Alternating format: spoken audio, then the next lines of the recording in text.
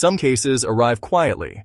They are handed to you by a colleague who is already halfway out the door, and you accept them without fully understanding what you are taking on. This was one of those cases. A colleague of mine, Leo, had originally taken the file. It was a deliberate murder case. The trial was over. The verdict had been handed down. Death. There would be no second trial. The case was now in the death penalty review stage, which is the final procedural step before the sentence becomes irrevocable. Leo was called away on business. He passed the work to me. I had a great deal on my plate at the time, and I told myself I would manage. The evidence was clear. The method was severe. There was a confession. The defendant, a woman named Evelyn, had not offered any explanation for what she had done. At that stage, with everything pointing in one direction, there seemed to be very little room to move. I had not yet met Evelyn. I knew the file. I did not yet know her. Then one day, a woman I did not recognize stopped me at the entrance to the building. She said there was something important she needed to tell me, something hidden, something that could change the shape of the case entirely. I looked at her for a moment. Most people who approach lawyers this way are either confused or mistaken. But something about her stillness made me pause. I walked with her and asked the first question that came to mind. "Are you a witness?" The case had been running for some time. No witnesses had come forward at any stage. It had not occurred to anyone that there might be one still out there, waiting. Not long after that encounter, a young man appeared at the law firm. He had clearly been traveling for some time. His hair was unkempt, his clothes worn and dirty. He carried himself like someone who had crossed a great distance on purpose, not out of impulse, but out of resolve. He stood in front of me in the corridor, and through all of that dishevelment, I noticed his eyes. They were young and sharp and steady. I asked him the same question I had asked the woman outside. "Are you a witness?" His answer stopped me. "No, I am not a witness. I am evidence." I stood still and looked at him for a long moment. Then I brought him inside. We sat down in the office.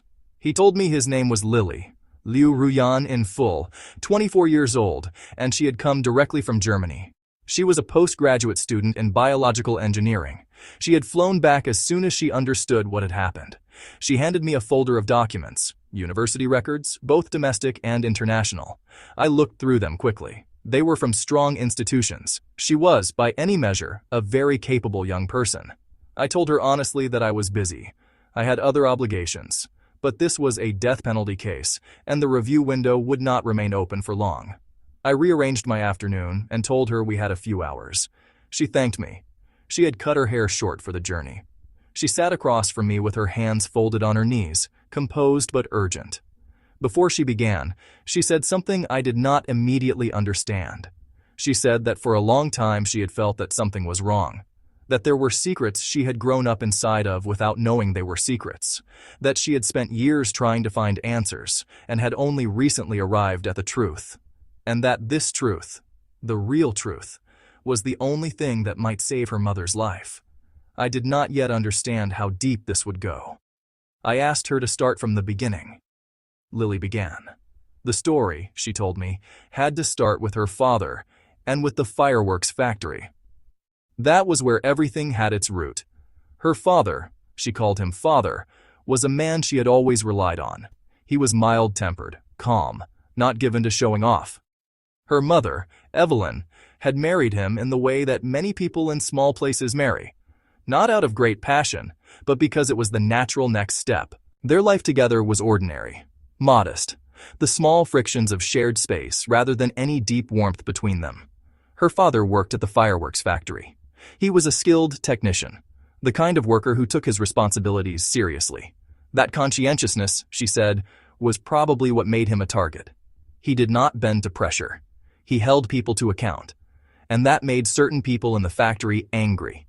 Every evening, when other workers left in groups of 4 and 5, her father came home alone, a single figure walking through the factory gate at the end of the shift, quiet, solitary, with something in his bearing that Lily could only describe, in hindsight, as a kind of stubborn dignity. Once, when she was very small, she went to the factory to find him. She arrived to see a group of workers backing him into a corner. They were much larger than he was. She watched them shove and taunt him, and she saw her father refuse to beg. He was knocked to the ground, and still he did not ask for mercy. When the workers saw Lily watching and crying, they stopped, briefly, out of something like embarrassment. But they did not leave. They formed a loose ring around her father and waited. Her father looked up from the ground and saw her. His eyes went red. He said nothing. He was beaten, and showed no sign of it in his expression. Then the factory manager's son passed by. His name was Adrien. He was about 2 decades older than Lily's father. He said a few words and the workers scattered. He helped her father up off the ground. He was strong. Her father, slight. The contrast between them was striking. Adrien looked at Lily, then smiled at her father and said something that lodged in Lily's memory for years. "How can you protect your wife and child?" Her father stood up, dusted himself off, and did not answer. They exchanged a few more words, and then Adrien walked away. Adrien's father was the factory owner, Victor. Victor controlled the factory entirely. He had the authority to hire and to dismiss, to approve or deny, to grant access or revoke it. That power shaped everything in their small mountain town, and Adrien, as his son, moved through the world with an ease that came from knowing that his father's authority formed a permanent floor beneath his feet. Her father's position at the factory became harder after that. Her mother, Evelyn, struggled at home. Every year brought new expenses and narrower margins. Every coin had to be counted twice. Her father's footsteps in the hallway, Lily said, had a particular sound, low and careful, as if he were trying not to take up too much space. One afternoon, her mother was at home preparing food when her father came back with an injury. There was a dark blood stain on his clothing. When Evelyn saw how bad it was, she walked to the factory to confront the people responsible. In a town where Victor's power was absolute, where people with standing and influence could silence almost anyone, Evelyn, a woman who rarely left the house, who never sought conflict, went to the factory gate and raised her voice. It was, Lily said, an act of real courage. It cost her. Lily paused at this point. She said she had thought about these years a great deal, had turned them over and over in her mind, looking for the places where things might have gone differently. She had come to believe that some paths only look like choices when you are already at the end of them. Looking back, she said, the ending felt almost predetermined. The fireworks factory was the center of the town's economy. The mountain town was surrounded by hills, and the main industry was fireworks. The factory was the largest employer in the valley, the source of most of the jobs, the axis around which the local community turned. The fireworks it produced were sold across the country.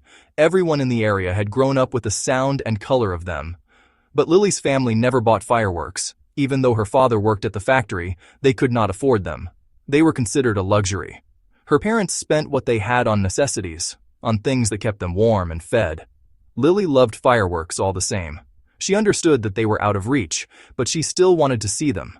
So she would walk through the village when neighbors set them off and watch from a distance. She could see the light and the color, but she could not stand close to them. It felt, she said, like being invited to a celebration and being told to wait outside. The boy next door eventually blocked her view on purpose. When she complained, he told her to stand behind him, and then made her hold the fuse while he lit it. She did it. She was small. She wanted to be included. She told me she had not minded being poor, not really. She had thought that as long as the family stayed together, that was enough. She had been content with that small and humble hope. She was 5 years old when it was taken from her. One summer afternoon. She was 5 years old, and it was very hot.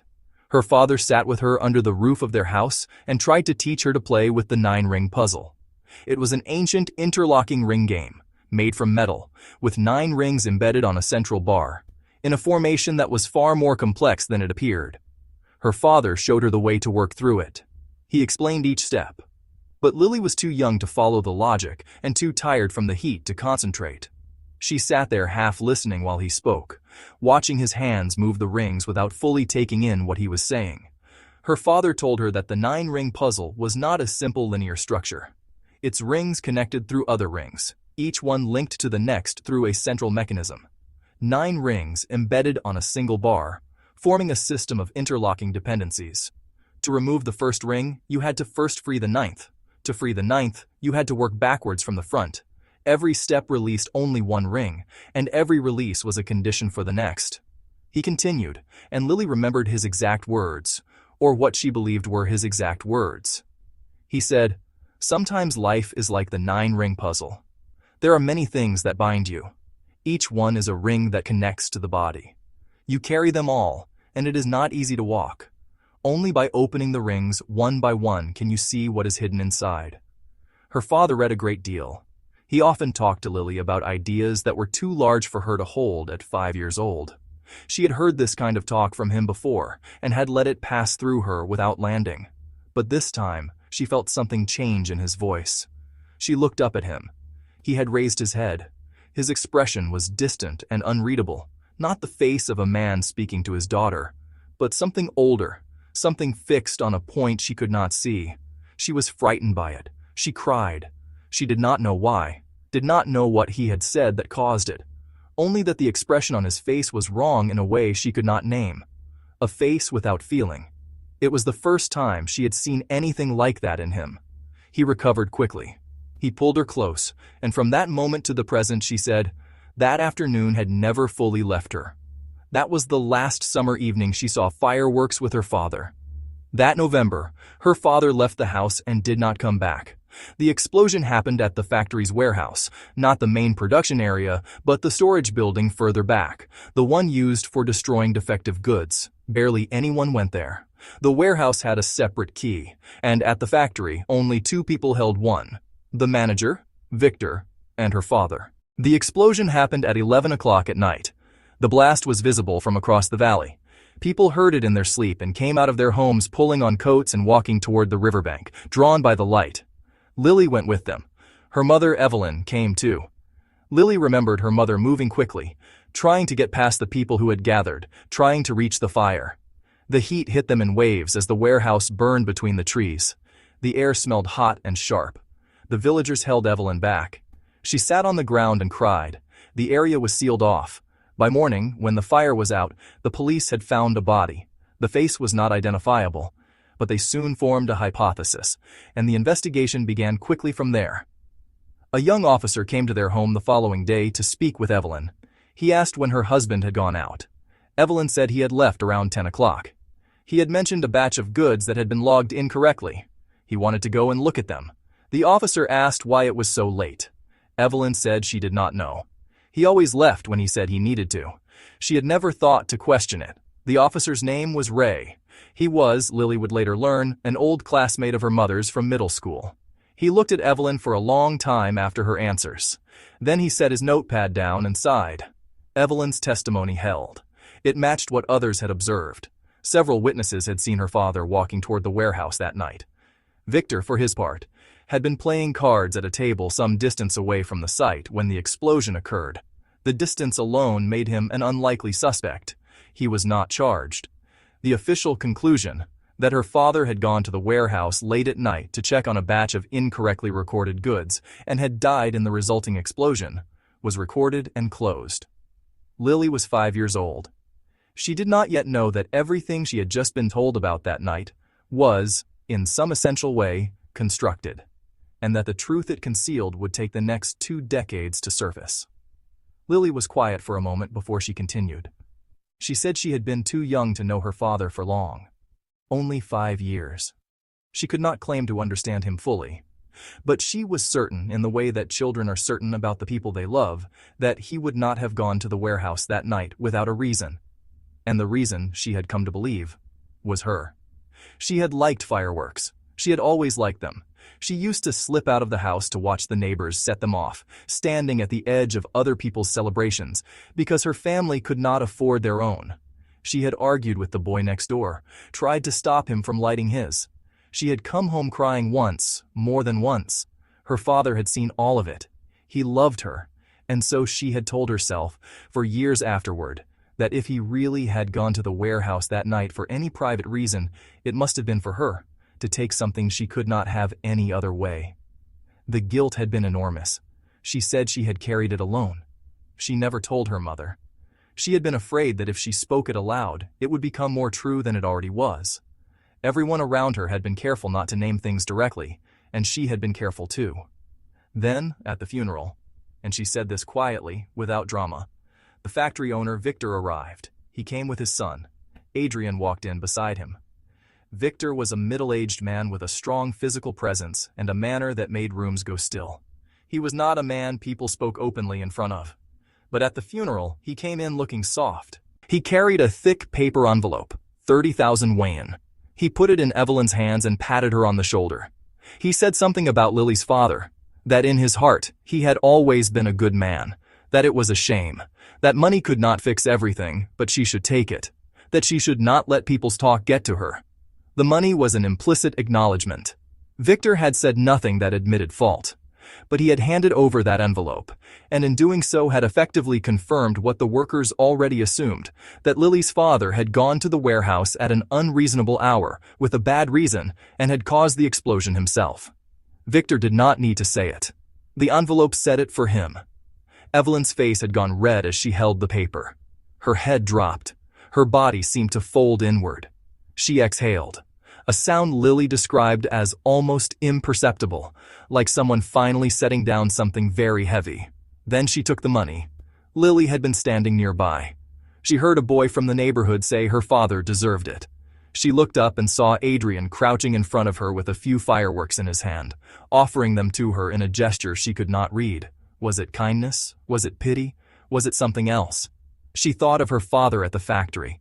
She thought of the workers who had cornered him. And then something broke open inside her. She screamed. It cut through the room.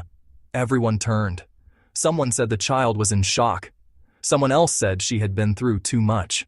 Victor's expression changed immediately. The softness gone. Evelyn moved fast. She pulled Lily close, pressed her face against her chest, covered her mouth with her palm. She whispered into Lily's hair, apologized to him. Then she looked up at Victor and said, "She is young. She doesn't understand. Please forgive her. He is gone, and I have no way to repay you.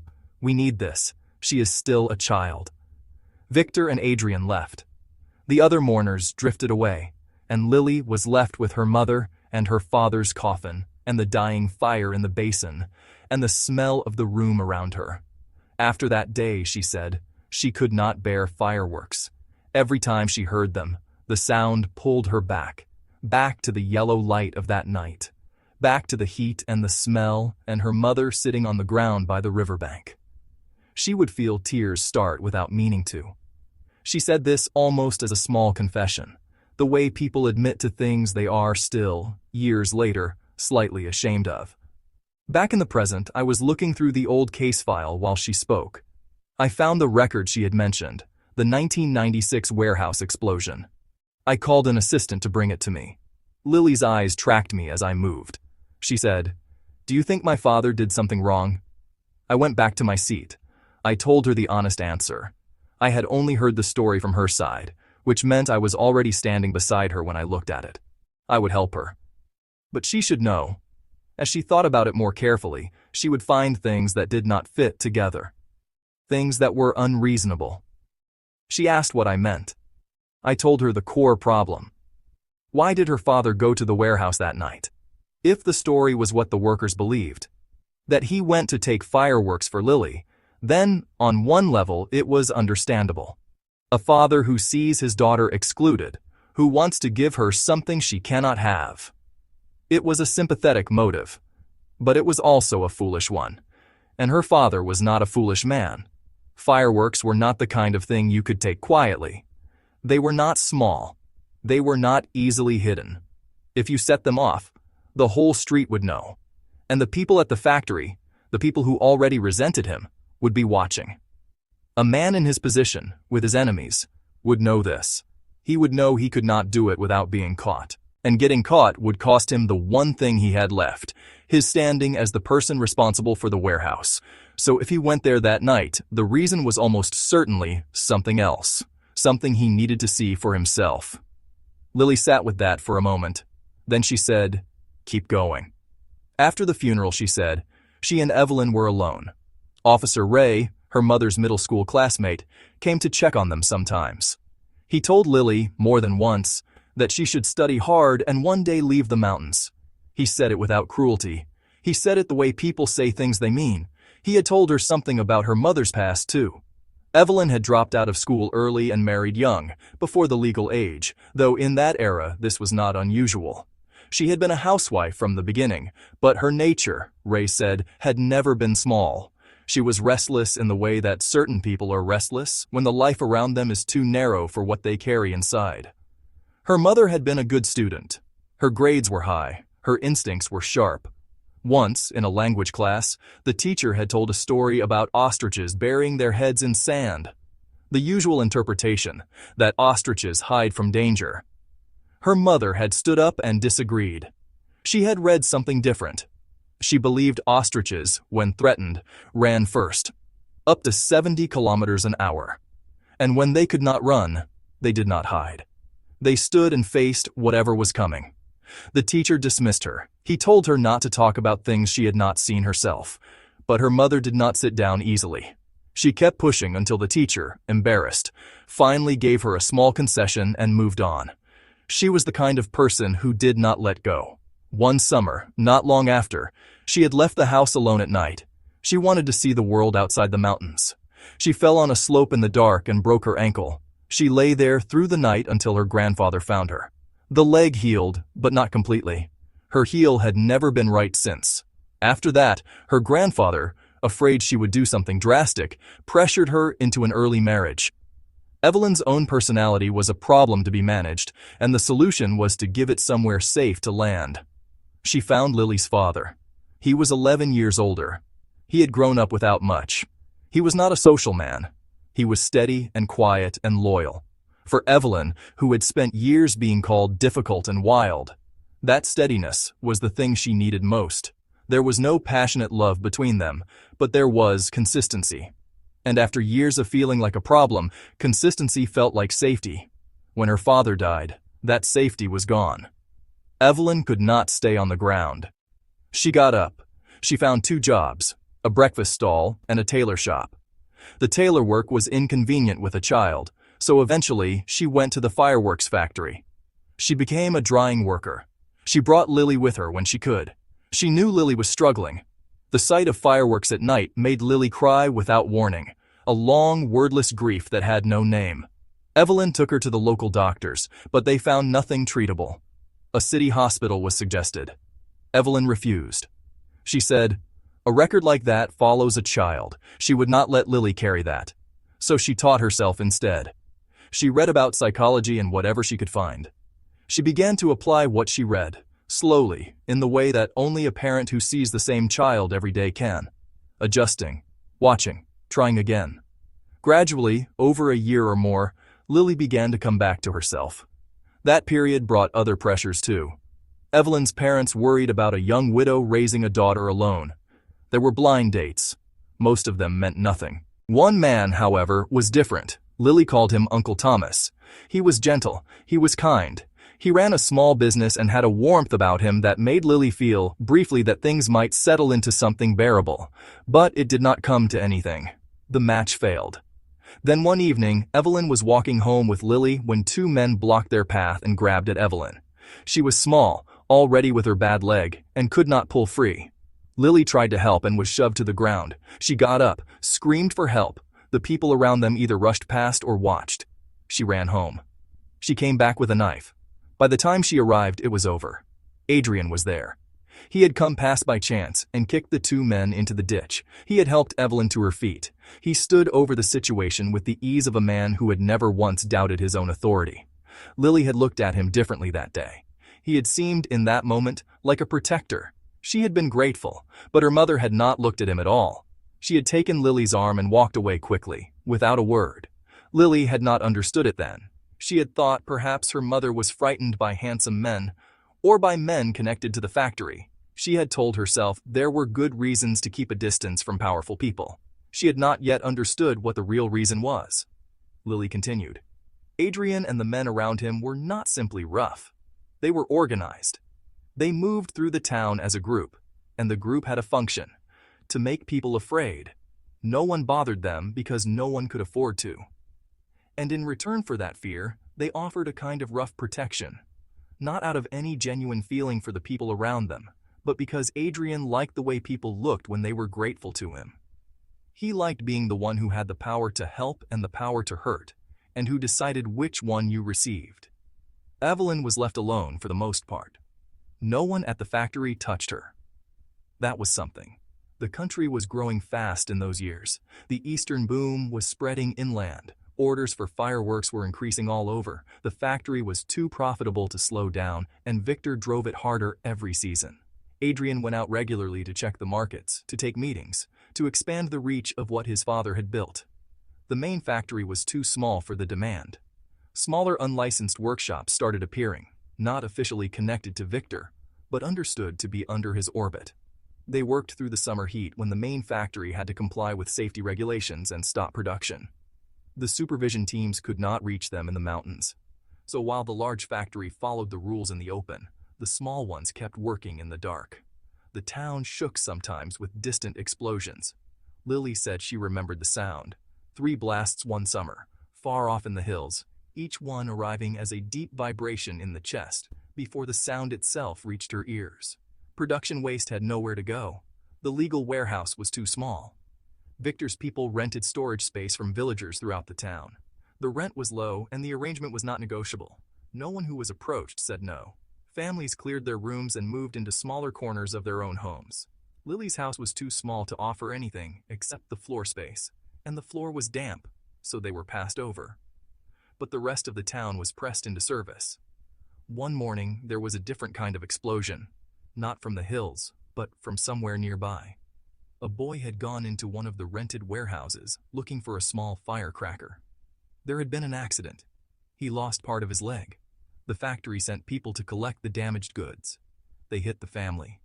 Later, after pressure, they paid some medical expenses, but the villagers were also made to pay for the destroyed fireworks. The boy's family ended up with less than they started with, hurt and poorer. The sky that year had a gray cast to it. The smoke from constant production had settled into the air of the valley. The smell of burnt powder was always present on the road. Lily asked a police officer once why the world had become so frightening. Fireworks had taken her father, and now they were taking other things too. The officer looked at her for a moment. He said he was just a small-town cop. There was not much he could do alone. He told her to study hard and leave the mountains, to take her mother with her when she was old enough. Get out and don't come back. She said, but my father will stay here forever. The officer did not answer that. In 1998, Lily started primary school.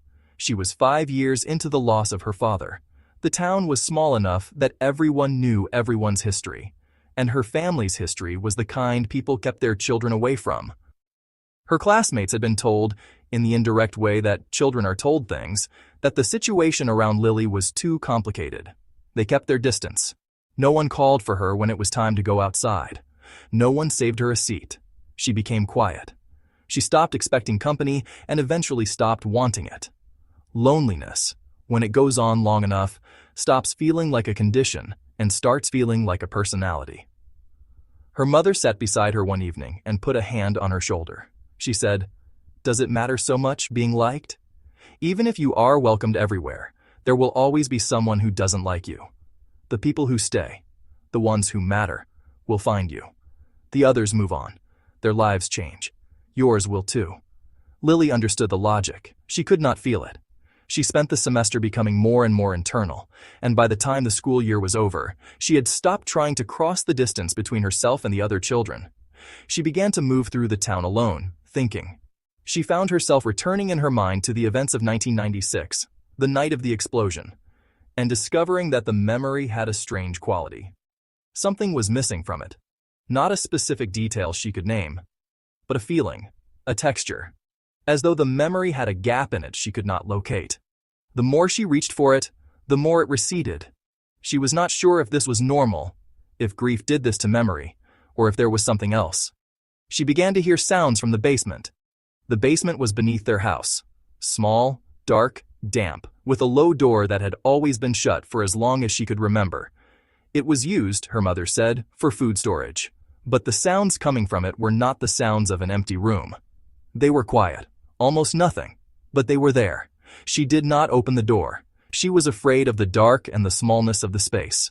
And there was something else, a feeling she could not name, something between dread and a strange, irrational hope. She told her mother. Her mother looked at her carefully and said she was too locked inside herself. She needed air. She needed to stop thinking in circles. Officer Ray was passing through on leave. Evelyn asked him to take Lily out for the day. He took her up into the hills. The same hills that surrounded the town, the ones Lily had looked at her whole life. They walked the paths and she felt, briefly, something loosen in her chest. The scenery was wide. The air was cleaner than in the valley.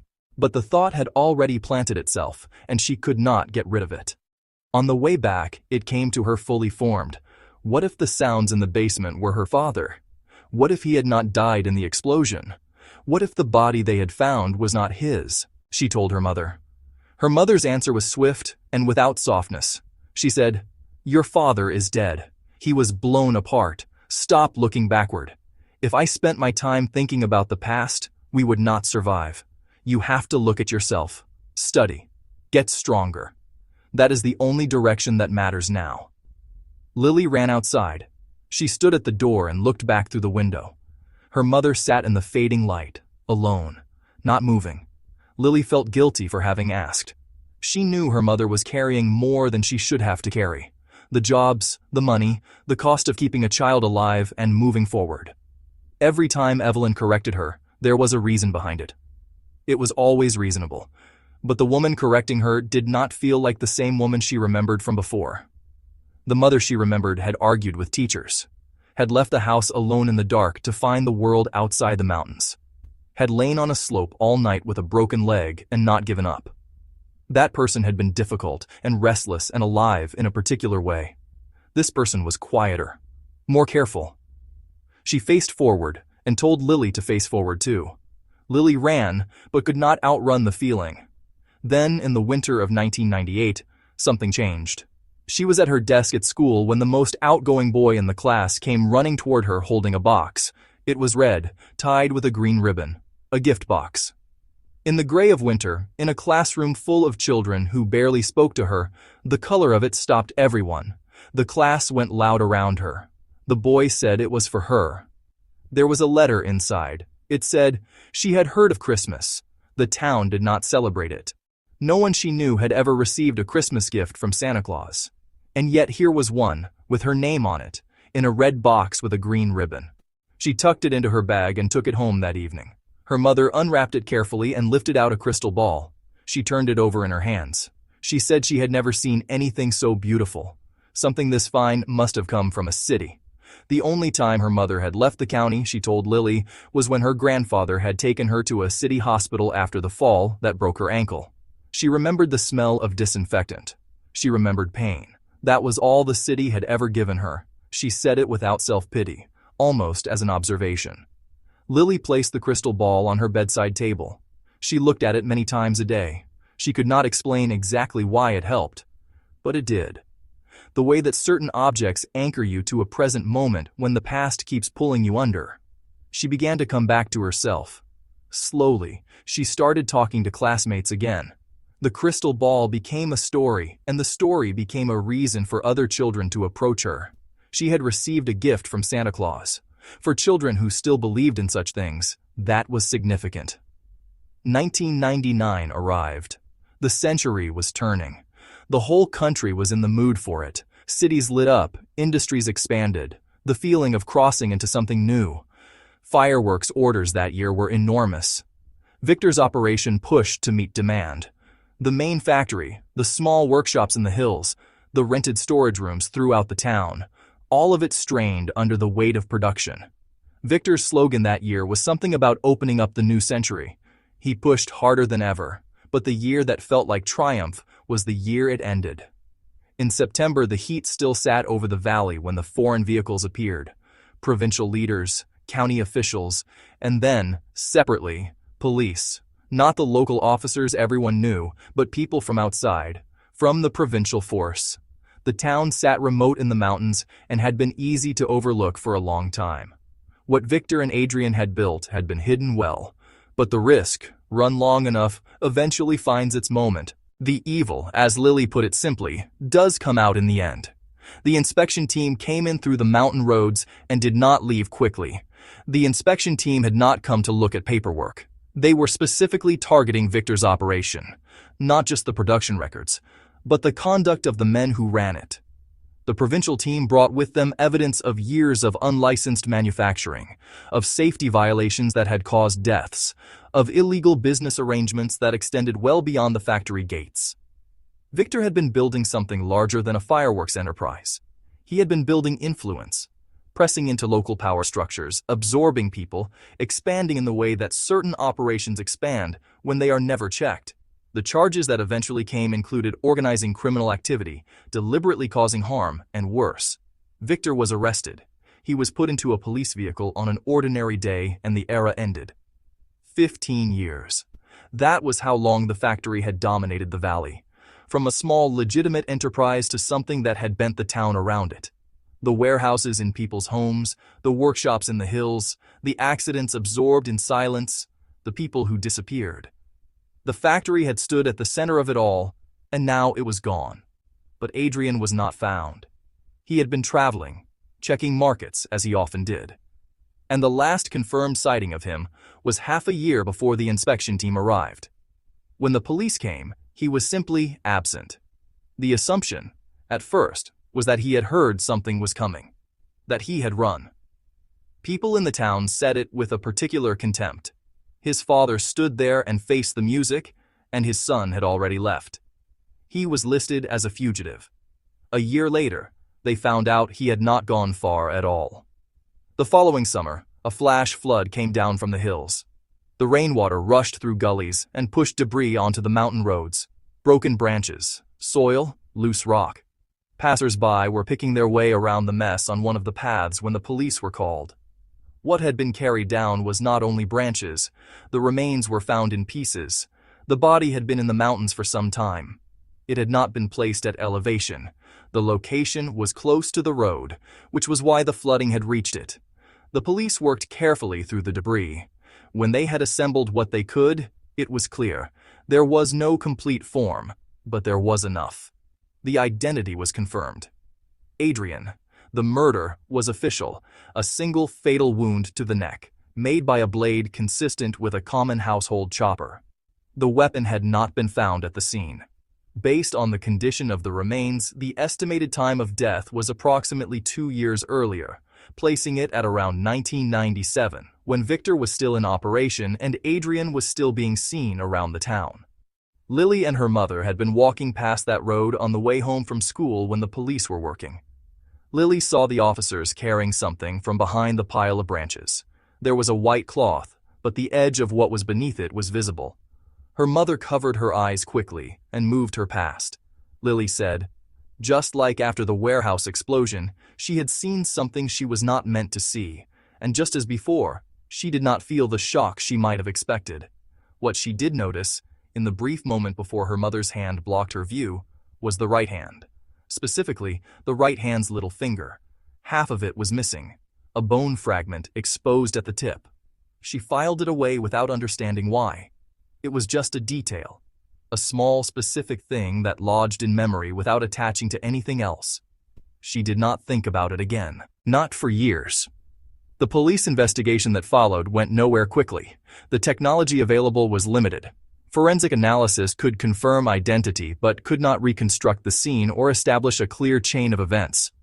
The investigators fell back on what rural cases relied upon: social relationships, local knowledge, patterns of grudge. They interviewed widely. There were many people in the surrounding area with reasons to dislike Adrien. He had spent 15 years making enemies. But disliking someone and killing them are different things, and no one could be connected to the act by anything solid. The criminal, as it became clear, did not fit the pattern they were looking for. There were no obvious connections, no prior interactions that would point to a suspect. The case went cold. It was filed, and it stayed filed. Until, many years later, it was reopened with a confession. Lily paused here. She had been speaking for a long time, and I had not interrupted her. I kept my notepad on the table but wrote very little. I find that in cases like this, where the person in front of you is trying to organize years of memory into a sequence that makes sense, the worst thing you can do is break the rhythm. She said, "I know I've been talking for a while." She was not complaining. She was gauging whether I was still following. I told her I was. I asked her to continue. She said, "The thing about the half finger, I didn't understand it yet at that point. I only understood it much later." I noted it and said nothing. In 2004, Lily was admitted to a middle school in the county seat. It was not a prestigious school, but it was outside the town. She remembered what Officer Ray had told her. Study hard, leave the mountains. And this felt like the first step. After Victor's arrest, the factory had collapsed. Her mother had already left before things deteriorated and had moved with Lily to the county, renting a room close to the school and finding work in a water utility park, stable enough to keep them going. Lily could not adapt immediately.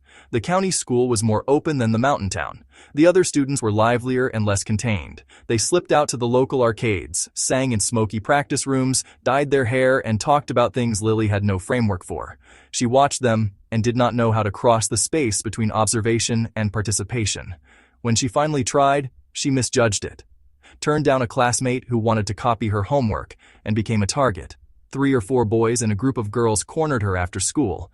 They hurt her face, they tore her homework, they took her bag and spoke about cutting her hair into something she could not fix. Her mother came to the school. She stood outside the classroom and the office with her hands steady at her sides and her voice level. The voice, Lily said, of someone who had learned to be very calm when she needed to be. The school called the other families. The parents came in with the same dismissive confidence their children had, explaining it away, calling it nothing, treating Evelyn's concern as an inconvenience. But the school made them pay for the bag and the homework. And Lily's mother took her to get her hair done. And they walked out with that. The bullying continued in smaller ways after that. The kind that leaves no evidence and gives no handle. Then, without explanation, it stopped. The same students who had been targeting her came in one day and left her alone. Their parents, separately, came to the school to apologize. No one said what had changed. Lily suspected something had happened that she was not told about. She did not push. She went back to studying. Her mother's instruction was clear and had not changed. Study hard, get into a good university, go abroad if possible, and do not waste the life you have been given. Evelyn was demanding, but not cold. She was building something with the same focus she had always had, pointing forward, refusing to be turned around. In 2007, Lily went to high school. She moved into the dormitory. For the first time, she was not going home each evening. The high school had a different culture entirely. The students were well-read and broad-minded. The atmosphere was academic. No one knew her family. No one knew the town she had come from. She was, for the first time, a person without a history attached to her name. She still felt outside. Her classmates talked easily about their parents, about weekends and trips and futures. She had no father to mention and a mother with a damaged leg who worked a utility job in the county. She had grown up in a mountain valley. The distance between her experience and theirs was real, even when no one acknowledged it. But the dormitory meant she only went home on weekends, and in those visits, Evelyn always had something to say. One evening, they walked together in the People's Park near the rented house, and her mother pointed to the cicadas on the trees, the shell cases clinging to the bark where the insects had emerged. She said, "They spend years underground. They come up in the heat and they sing from high places. Every living thing has its own cycle. Keep your own rhythm. Don't measure yourself against someone else's." Lily said, "I understand, but I'm not a cicada." Her mother smiled and said nothing. As the years passed and the distance from the town grew, something else grew with it. Unease. The further she moved from the valley, the more she felt that the things she had left behind were not settled. There were too many questions that had been closed without being answered. Her mother deflected them consistently. Every time Lily circled back to the warehouse to 1996, to the years immediately after, Evelyn would change the subject or grow quiet. Not with anger, with a particular kind of patience that began to feel over time like a wall. The summer of her second year in high school, Evelyn needed to go back to clean out the old house in the mountain town. She was going to go alone. Lily insisted on coming. They went back together. The familiar layout of the streets, the paths she had walked as a child, the corners she knew without thinking, brought everything closer. She missed her father with a physical weight. She walked through the house, and then she found herself standing in front of the basement door. She had not opened it since childhood. She remembered the sound she had heard from behind it years earlier. The sounds her mother had told her were a product of anxiety, of a mind that had been through too much. She had half believed it, but she had never fully believed it. She was older now. She was not afraid of the dark in the way she had been at 8 years old. Her mother was busy in another part of the house and had not noticed where Lily had gone. Lily put her hand on the door. She breathed in. She opened it and went down. The steps were cold under her feet. The air smelled of earth and old damp. The deeper she went, the colder it became, though it was summer above. The light from her phone made a small circle in the dark. She moved it slowly across the walls, the floor, the corners. The basement was small, 4, maybe 5 square meters. The walls were close, and the ceiling was low, and the air had the particular heaviness of a space that had been sealed for years. In the winters of her early childhood, her mother had stored vegetables down here, sweet potatoes, radishes, to extend their shelf life through the cold months. After they moved to the county, the space had been left empty. Lily walked the perimeter slowly. She moved the light across every surface. There was nothing remarkable. A small chair in the center, bare walls, a floor of packed earth. She had been afraid of this room since she was 8 years old, and now that she was inside it, it was simply a small empty room. She was almost ready to leave when she stepped on something. It was hard beneath her foot, small. She crouched down and picked it up. The next second, she dropped it. It was a finger bone, a human finger, or part of one, the top half, severed at the middle joint. She stood in the dark and made herself breathe. Then she reached down and picked it up again. The image came back to her immediately and completely. 8 years earlier, on the mountain road, the police carrying remains down from the hillside through the wet debris. The white cloth with its edge displaced. The right hand visible for a moment before her mother covered her eyes. The little finger, missing its upper half. She held the bone in her palm and looked at it for a long time. She had told herself it was a coincidence once. She could not tell herself that anymore. She did not know how she climbed the steps. She came back up into the light and found herself standing near the entrance to the basement, dizzy, the bone held tight in her closed hand. Her mother was a few meters away. Evelyn looked at her. Lily looked back. She did not speak immediately. She stood there and tried to organize what she had found into something she could say out loud. Her mother's expression was still and watchful. The face, Lily said, of someone who has been waiting for a particular moment and recognizes it when it arrives. Distant and familiar at the same time. Lily had seen that combination of feelings on her mother's face before, years ago, on the night of the explosion. And then the memory opened.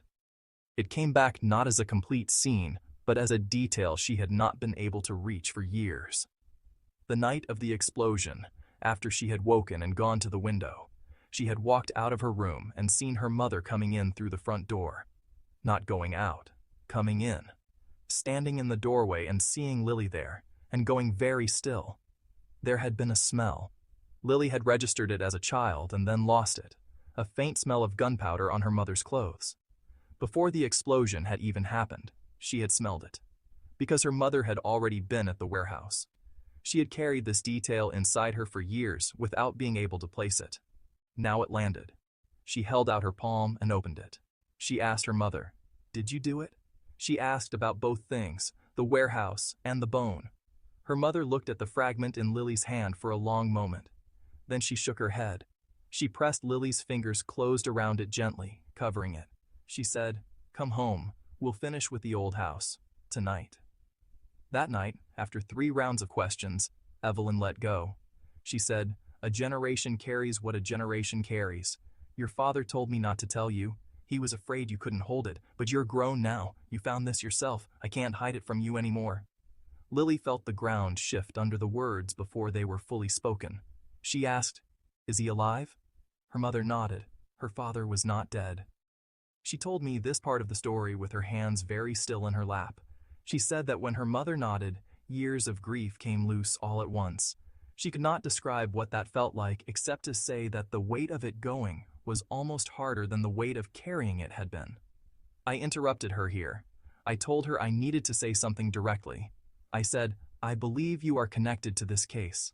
The details you have given me, the condition of the body, the specific nature of the remains, the half finger, these are things that were not in any public record. They are credible. But credibility is not the same as legal use. If you want to bring evidence into a death penalty review, every piece of it must be verifiable. You cannot simply tell me your father is alive and expect that to change a verdict. I need to understand where this leads, and you need to be sure that what you are claiming is something you can stand behind, because if you put it in front of a court, you are responsible for it." She said she understood. She asked me to let her continue. I said, "Go on." The truth of the warehouse, as Evelyn explained it that night, had its roots further back than the explosion itself. Her father, Vincent, had been a skilled technician at the fireworks factory. Victor had valued him initially. He was reliable, principled, technically capable. But those same qualities made him difficult to manage. When Victor began quietly expanding into unlicensed production, setting up small workshops in the hills to run through the summer shutdown, bribing the people who needed bribing, creating a network of illegal output alongside the legitimate factory, he needed workers who would not ask questions. He approached a small group of technical staff. Vincent was among them. Vincent refused. Victor did not press him directly. Instead, he sent Adrien. Adrien went to Evelyn, not to Vincent. He told her to make sure her husband stayed quiet. Vincent, when Evelyn passed this to him, understood what the visit meant. He kept his silence. He told himself it was temporary. He had a close friend at the factory, a worker named Quinn. Quinn had been paying attention to the unlicensed operation more carefully than anyone else. He had connections with people who knew what the proper safety permits looked like and what was being falsified. He had quietly gathered evidence. When he had enough, he came to Vincent and told him what he had found. He gave Vincent a copy of his documentation. He said he could not be the one to present it himself. He was too exposed. He needed Vincent to hold it. Vincent took it. He told Quinn he would think about what to do. Quinn disappeared shortly after. On the night of the explosion, a note arrived for Vincent, delivered by Lily without her knowing what she was carrying. Adrien had given it to her outside and told her to bring it to her father. The note said there were goods in the warehouse registered incorrectly. Vincent should go and look. Vincent did not recognize it as a trap. He went. He was struck from behind shortly after he entered the warehouse. When he came to, he was on the floor of the warehouse and there was a knife in his hand. Beside him was Quinn's body. He understood immediately. Victor had known about Quinn's investigation. He had used Adrien to remove Quinn and to frame Vincent in the same movement. The warehouse was filling with smoke from a fire that had already started at its edge. Vincent had minutes. He looked at Quinn. Quinn was roughly his height. The body was still dressed. He made a decision he would spend the rest of his life inside. He stripped off his own clothes, his jacket, his trousers, his shoes, and dressed Quinn in them. He put on Quinn's clothes. He took the knife. He arranged the space as best he could, spreading the ignition material, placing things in a way that would be consistent with an accidental explosion. And he and Evelyn left together. Evelyn had arrived at the warehouse while he was still inside, had seen the body and the knife, and had understood enough to trust him. He told her to go home quickly. He lit the fuse and walked away from the warehouse into the dark. The explosion that followed destroyed most of the evidence. The body recovered was Quinn's, burned past recognition. Quinn was of similar height and build to Vincent. The DNA testing required for a definitive identification was not available in that county at that time. The police worked from the information they had. A body of matching height in Vincent's clothing, in a warehouse only Vincent had a key to, at a time when Vincent had been seen walking toward the factory. Evelyn's testimony confirmed he had left the house at 10. She said she did not know why he had gone so late. She said she had never questioned him. The conclusion was Vincent. The case was closed. Quinn was logged as a missing person. No one connected the two disappearances. Lily had screamed the night of the funeral, at the sight of Adrien crouching in front of her with fireworks in his hand, because something had broken open in her that she could not stop. Her mother had silenced her and apologized to Victor. But afterward, Evelyn had been afraid. Lily had seen Adrien hand her the note. If Lily remembered that detail and spoke it, Adrien would know they were a risk. He would come for them. So Evelyn began, quietly and carefully, to take that memory away. She had been reading about psychological methods, the same reading she was doing to help Lily through her grief. She understood that a young child's memory, particularly one that has been through trauma, is not a fixed record. It is porous.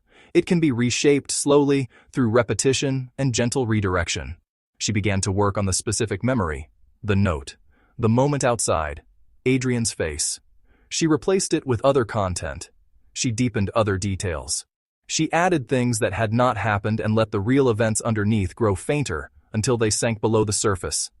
She did not do it out of malice. She did it because she was afraid that if Lily remembered the note, Adrien would eventually hear about it. When the sounds came from the basement, years later, when Lily was 8, her mother told her it was anxiety. A hallucination. It was not. Vincent had come back. He had hidden in the basement for a few days while Evelyn took leave from work. He had no legal identity. He had to move through the world as someone who did not exist. He came to the basement of the home where his daughter slept above him, and he could not come upstairs. He had done what he could from a distance. The crystal ball in the red box with the green ribbon. He had bought it when he left the county, packaged it as a Christmas gift from Santa Claus, and passed it to Officer Ray to have a student at Lily's school deliver it. He wanted her out of isolation. He wanted her to have something that felt like it came from nowhere and meant she was seen. When Lily was being bullied at the county school, Vincent had found out. He had, through channels Lily did not fully understand, made contact with those responsible.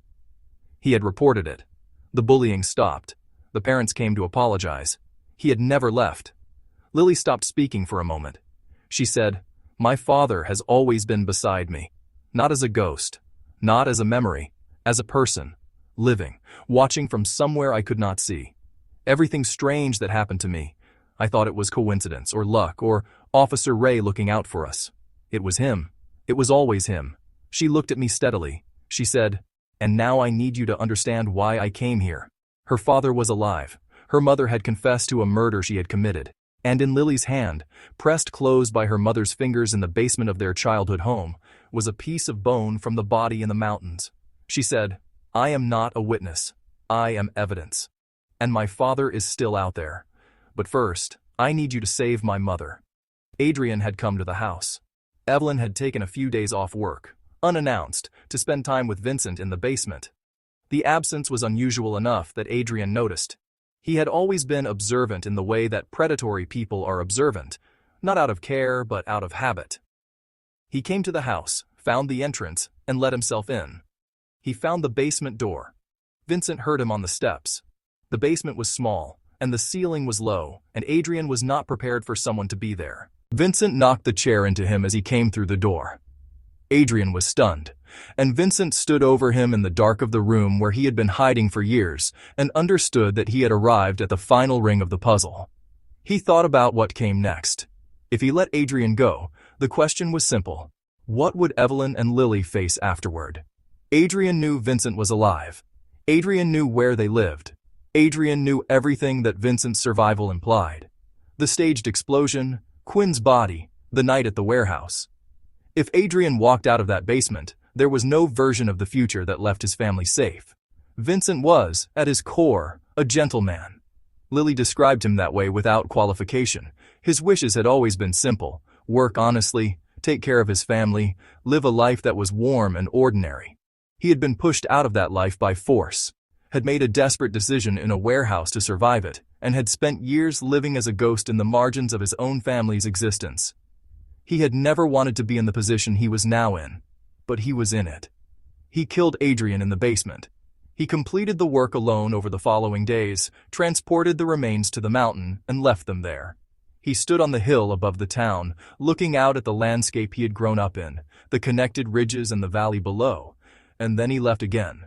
No one had known Adrien was coming to the house. And Adrien's habit of disappearing for months at a time without warning meant that Victor, busy with his expanding operation, did not notice the absence immediately. By the time Victor began to ask where his son was, the trail was already cold. Lily sat with what her mother had told her and tried to hold all of it at once. She could not fully accept that her father had killed someone. She said this honestly, not as an accusation of him, but as a fact about herself. It was too far from everything she knew of him. And yet she understood, when she thought it through, that there had been no other road available. The basement was the end of a chain that had begun the night Victor sent Adrien to silence a factory worker who would not cooperate, and that chain had links going back even further than that. Her mother told her the rest of what she needed to know. Vincent was alive. He had been living under a different identity for years, moving carefully, staying away from anyone who might recognize him. He and Evelyn had waited, were still waiting, for the right moment. The criminal pursuit had a legal duration. When enough years passed without the case being resolved, the statute would run. His plan was to reach that point and then, finally, come back. He had never stopped watching. Every strange thing in Lily's life that she had attributed to luck or coincidence or Officer Ray's kindness. The crystal ball in the red box with the green ribbon, the bullying that stopped without explanation, the small interventions she had never been able to account for. It had been him. All of it. He had found ways to reach into her life from outside it, to protect her and encourage her and give her things she needed, without ever being able to show her his face. He had been present the entire time, not as memory, as a living man who loved her and could not come home. Evelyn told Lily to keep studying, to focus forward.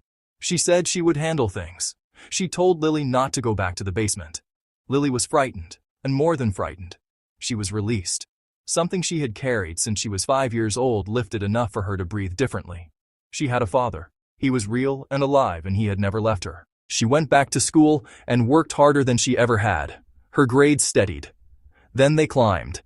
The entrance examinations came, and she passed them well enough to be admitted to one of the country's top universities, a C9 institution. She chose biological engineering as her major. She told me this with a small pause before she said it, as if weighing how much to explain. She said the choice had not been entirely academic. The basement had left her with questions that required a scientific framework to pursue. She wanted to understand evidence at the cellular level. She wanted tools. Twice during her university years, without telling her mother, she went back to the hometown. She went into the basement and collected samples, soil, fragments, and brought them back to her laboratory. She tested them. The layers of soil in the corner were still darkly stained.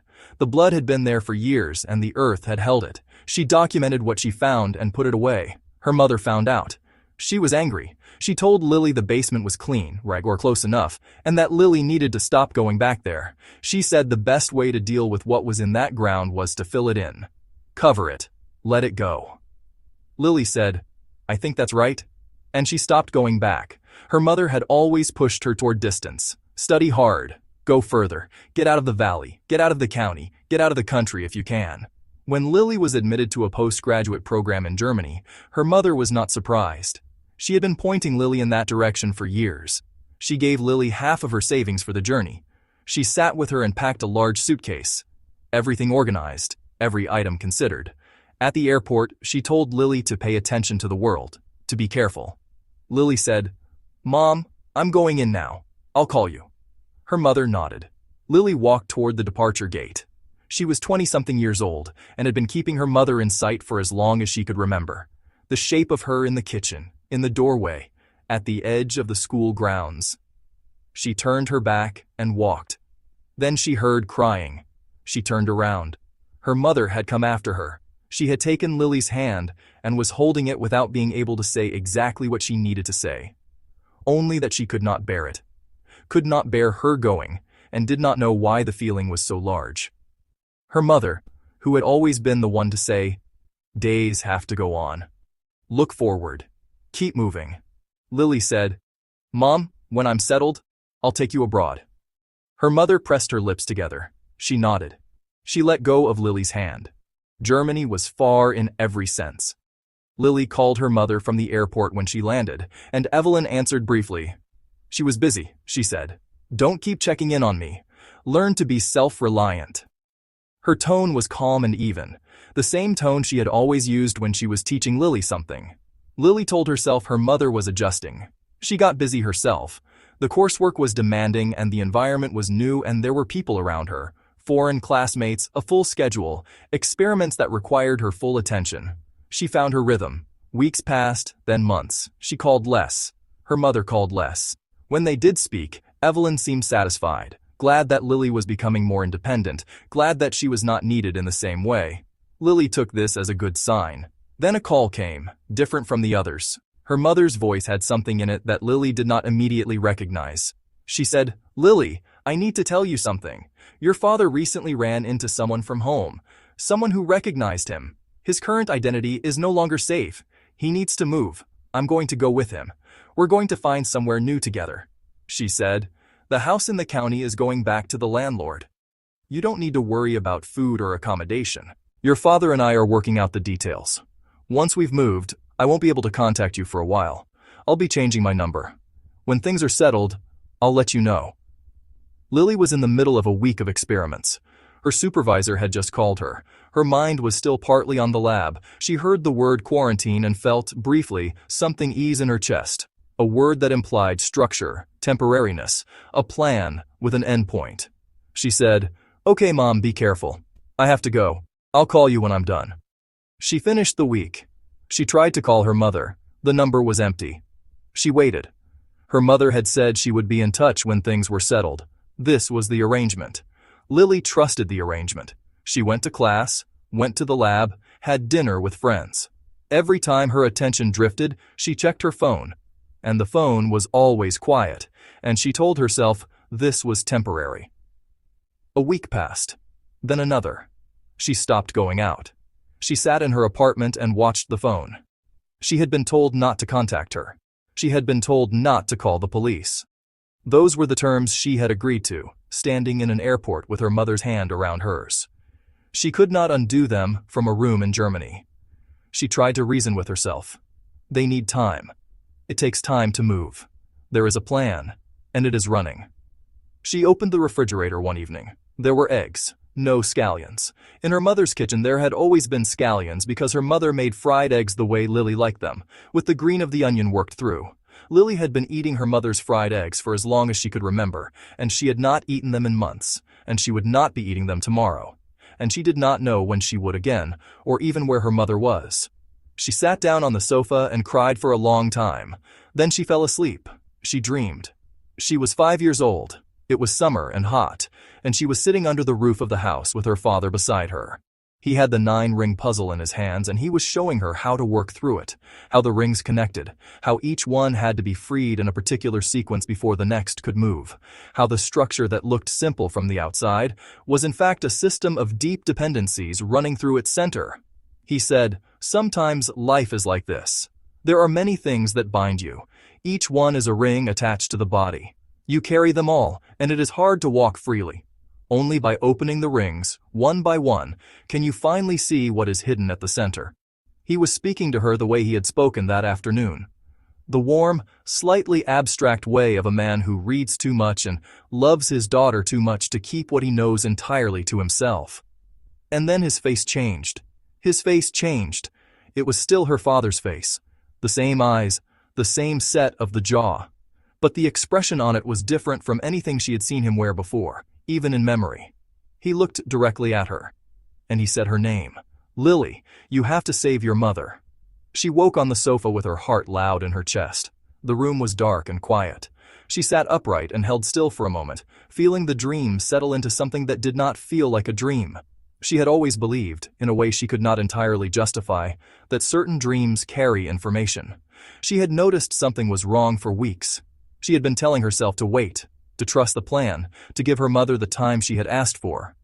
But she had been doing what she had learned to do as a child, looking at the situation through her mother's frame, accepting the interpretation she was offered, not pushing past it. She opened her laptop. She booked the first available flight home. The journey took more than a dozen hours. She did not sleep on the plane. She went directly from the airport by train, then by whatever connection would get her to the county fastest, not stopping to eat or rest. When she finally reached the house, the door opened with her key. She went through every room calling her mother's name. The house was empty. She stood in the center of the main room and looked at what was there. Everything was tidy. Her mother had always kept the house tidy. But there was a thin layer of dust on the surfaces, the kind that settles over several months without being disturbed. Her mother's clothes were still in the wardrobe. Her shoes were in their place by the door. The luggage box was in the corner. There was cash in the drawer. If her mother had left in an emergency, she had left without her clothes, without her shoes, without her luggage, without her money. If she had left for a long period, she had left without packing. The dust said the house had been undisturbed for 3 or 4 months, roughly since before Lily had flown to Germany. Lily stood in the middle of the room and felt the floor of her certainty give way. She had lost her father when she was 5. That loss had done something to her, had made her grip her mother's presence with a particular intensity, had made her afraid of open doors and empty rooms and the specific weight of someone who was supposed to be there and was not. She had grown out of that fear, or thought she had. She was in her 20s. She had flown to another country. She had made a life. But standing in this room, she was also still the child who had followed her mother to the grocery shop because she could not bear to let go of her hand. Her mother had said, "I'll contact you when things are settled." The number was disconnected. The house was empty. The clothes were still folded in the wardrobe. She started searching. She went through the house systematically.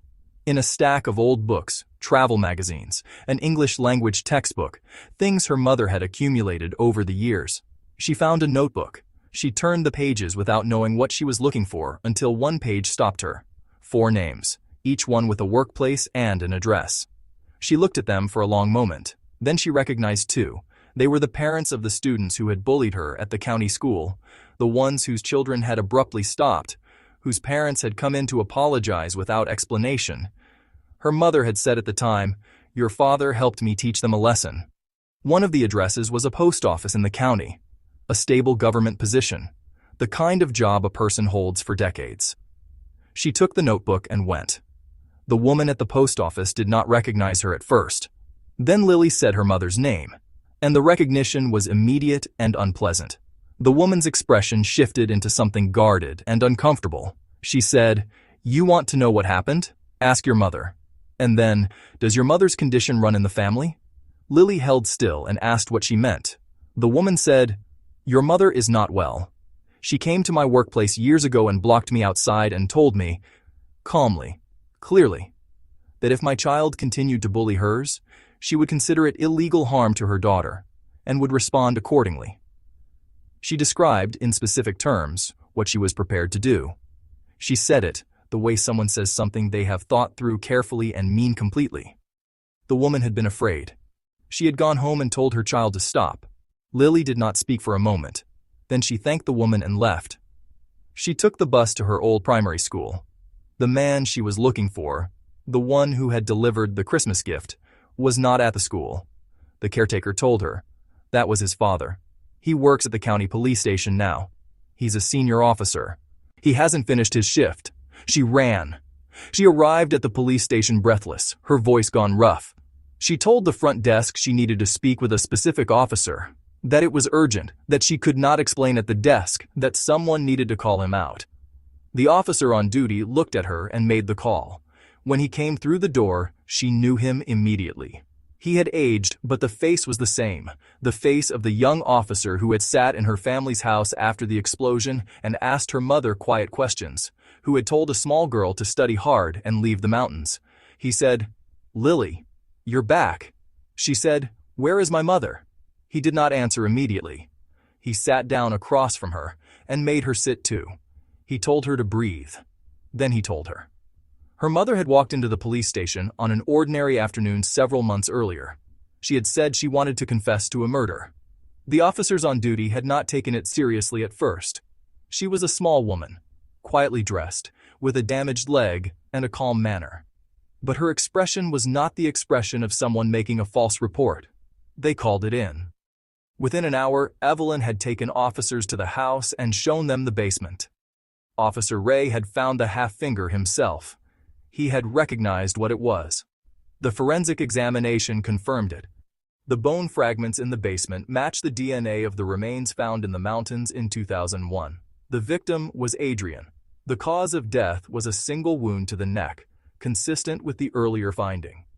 Evelyn had confessed to every element, the method, the disposal, the timeline. She had described it factually and without visible emotion. She had offered no motive. Lily sat with this. She understood, when she thought it through, what the half finger meant. She had found it in the basement. Her mother had told her she would handle it. She had taken it back, had kept it. She had not disposed of it. She had not filled in the basement. She had not destroyed the evidence. She had preserved it. And then, the day after Lily flew to Germany, she had walked into a police station. She had waited until Lily was on the other side of the world, until Lily was safe, occupied, building a future. And then she had done what she had been preparing to do for years. She had not wanted Lily to know. She had not wanted Lily to come back, to get involved, to derail everything she had worked to give her. The airport, the crying, the hand held too tight at the departure gate. It had been goodbye, and Lily had not known it. Officer Ray sat with her while she processed this. He said the case had been in the legal system for over a decade before the confession, since the body was first found in 2001, with no suspect identified. The confession had closed that question. But Evelyn had confessed to the act without explaining why she had committed it. She had answered procedural questions, and nothing else. Every attempt by lawyers, prosecutors, and investigators to establish a motive had been met with silence. Without a motive, the court had no framework for mitigation. The killing had been deliberate, premeditated, and brutal in its execution. The sentence was death. He said, "The review stage has about 2 months left. If she is going to reach anyone, it has to be now. You should go and try." She wouldn't see me when I asked. Lily said she didn't want me to know. He said, "I know, but you do know, and there is still time." Then Lily asked, "The woman at the post office said my mother has a mental illness. Is that true?" Officer Ray looked at her carefully. He said, "Her thinking is clear. Her logic is sound. She has been assessed. There is no current diagnosis. Whether she experienced something in her past that would qualify, that is a different question, and I don't have the answer to it." He told her she needed to eat. She had been running all day, and her body was failing to keep up with her. He took her to get food, and told her they would think through next steps in the morning. She went with him, but she was already thinking. She told me this part of the story over the remains of the afternoon, and by the time she reached the end of it, the light outside the window had changed. She said, "I know what you need. I know there are problems with what my mother told me, with the sequence of events, with some of the details. I heard your questions. They are the right questions." I had raised 4 points earlier in our conversation, when she was still telling me about her father's account of the night at the warehouse. I had kept them brief because she had asked me to let her finish, and I had agreed. But they were still on the table between us. I said, "Then let me put them to you now, clearly." The first, if Victor wanted to silence both Quinn and her father, the simplest method available to a criminal organization was to make both men disappear quietly, using one to frame the other, staging an explosion, planting a body. This was an elaborate and risky construction for an organization that had, by all accounts, killed people without much ceremony before. Why would they use this method? The second, the note that Adrien supposedly passed to Lily to give to her father. Adrien and her father worked at the same factory. They could meet in person without any difficulty. Why would Adrien go to a worker's house and send a child as a messenger? This detail came from her mother's account. Her mother had reason to shape that account. The third, Quinn disappeared and her father disappeared at the same time, in circumstances that were clearly connected. And yet this connection was apparently never noticed or investigated. The fourth, if Victor had arranged the whole thing, the framing, the body, the explosion, why had he then paid 30,000 yuan to Evelyn and made a public gesture of goodwill toward the family? Why draw that kind of attention to himself and the situation? Lily looked at me steadily. She said, "I told you I would answer them. Let me continue the story and you will see how they resolve." I said, "Go on." She had gone to dinner with Officer Ray, and had asked him, over the meal, whether he knew anything about Quinn, whether the name meant anything in the context of the 1996 case. He had heard the name. Quinn had worked at the factory before Lily's family was there. He had disappeared at some point and been logged as a missing person. It had seemed unrelated to anything else at the time. When the factory was investigated in 1999, the investigators had found Quinn's file and noted the disappearance, but there had been no clear connection to Victor's crimes and no body to confirm anything. Lily said, "And when was Quinn confirmed dead?" "When was the body identified?" Officer Ray thought. He said, "The remains were found during the factory investigation. The identification came later. The estimated time of death was 1994. Lily repeated it. 1994. Not 1996, 2 years before the warehouse explosion. I saw immediately where she was going with this. If Quinn had died in 1994, the body in the warehouse in 1996 was not Quinn's. The body found in the warehouse, the one identified as Lily's father, was someone else entirely. Or it was no one. It was a body that had already been in the factory's possession, placed there for exactly this purpose. The night of the warehouse explosion was not the night Quinn died. Quinn had been gone for 2 years by then.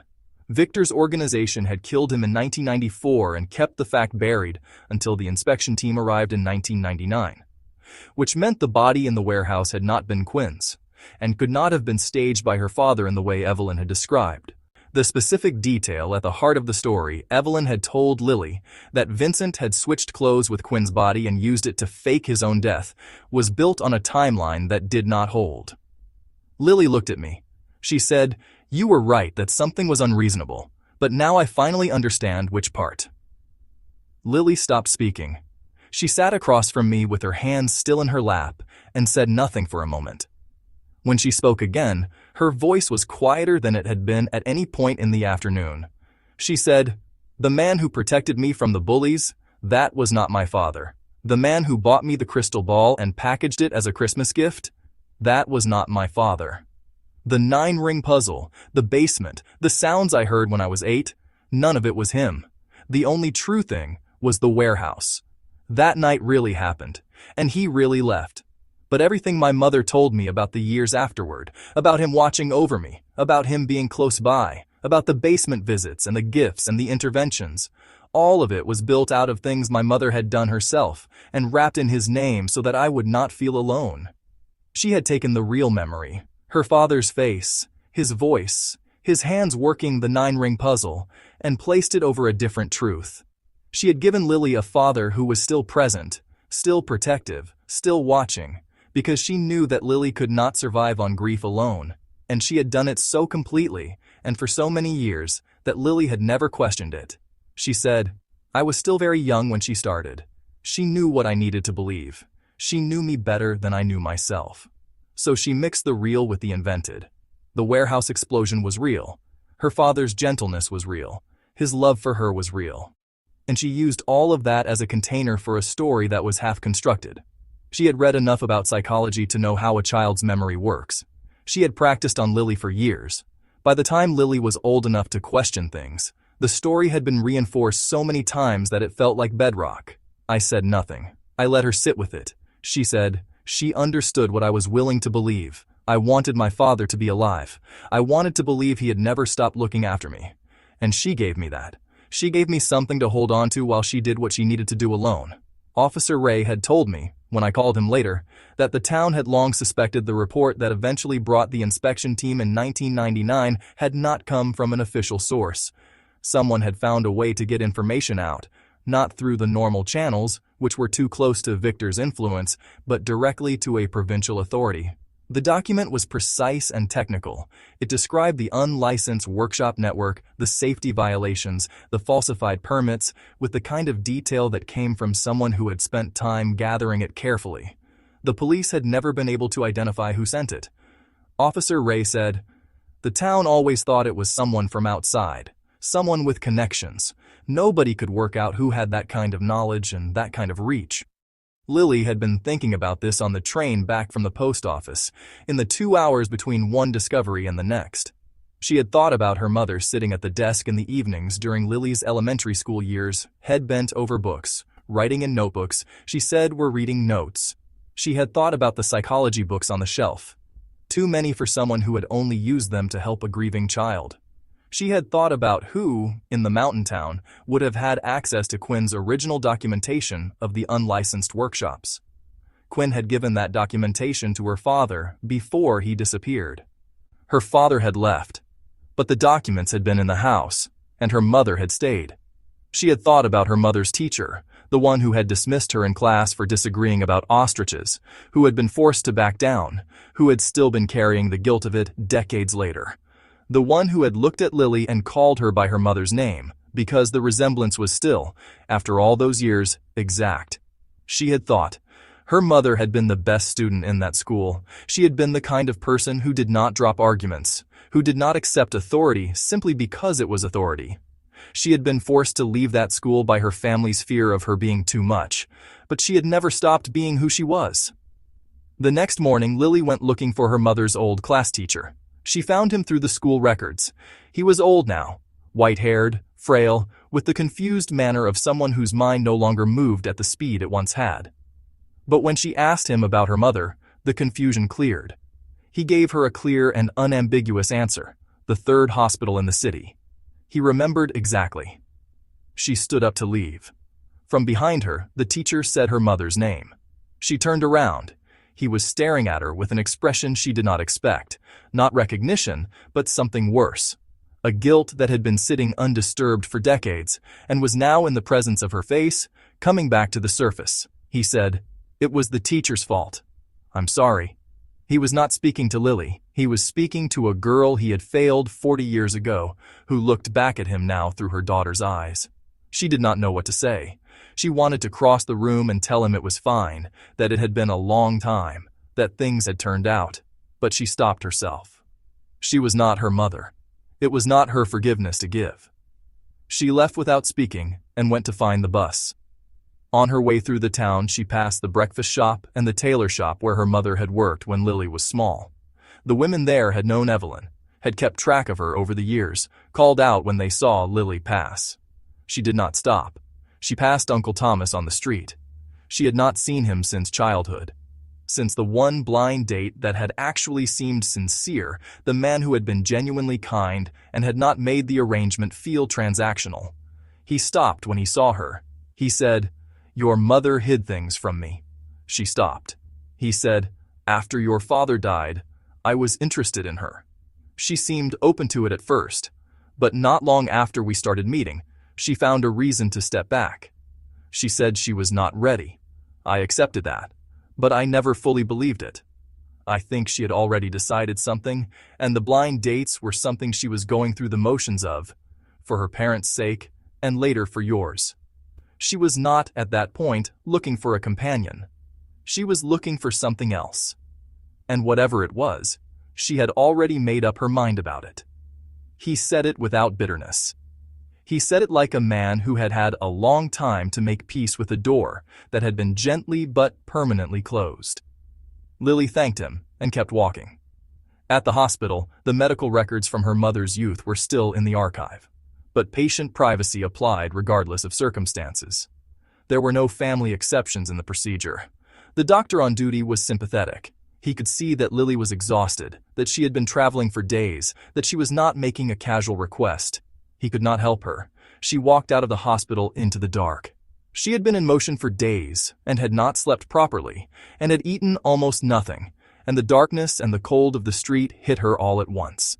She stood on the pavement and heard, in the distance, the sound of fireworks. It was New Year's Eve. She had not remembered. She had been so locked inside the sequence of one door to the next, one address to the next, one name to the next, that the calendar had become irrelevant. Now she stood on the street outside a hospital, and the sky above the river was lit from below by color, and the sound reached her as a percussion in the chest that she had spent her whole life trying to outrun. She did not run. She stood and she watched. She had spent 20 years unable to hear fireworks without her body pulling her backward, to the night at the riverbank, to her mother sitting on the ground, to the smell and the heat and the sound of something ending.